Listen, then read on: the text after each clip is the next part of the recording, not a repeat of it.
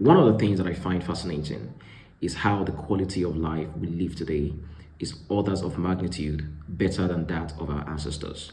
And so naturally, I've always found any discourse on human progress or economic progress fascinating.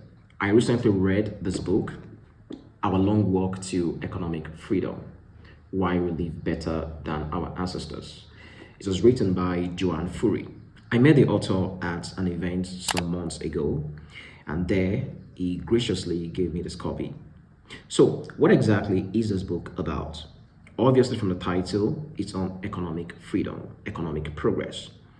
But one thing I love about this book is how the author avoids a reductive and binary approach. Usually, when the topic of economic progress comes up, people tend to have this binary approach.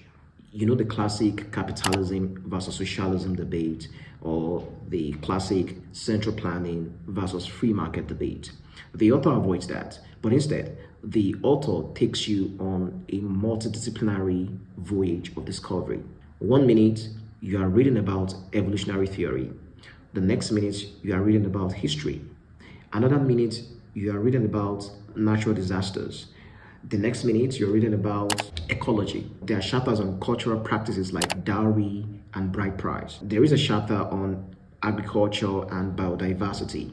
So, for instance, due to biodiversity, there are some regions that historically lacked domesticable animals, while other regions had domesticable animals. And so the author asks, what does this say about the economic trajectory of these different regions? Also, when it comes to crops and vegetation, there are some regions that, due to biodiversity, they have a variety of certain crops, and other regions lacked those crops. And so what does this say about the economic trajectory of these regions?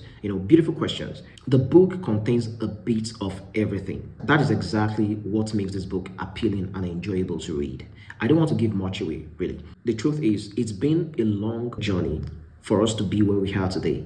And certain events have happened historically that have, in one way or the other, shaped the beautiful life we enjoy today.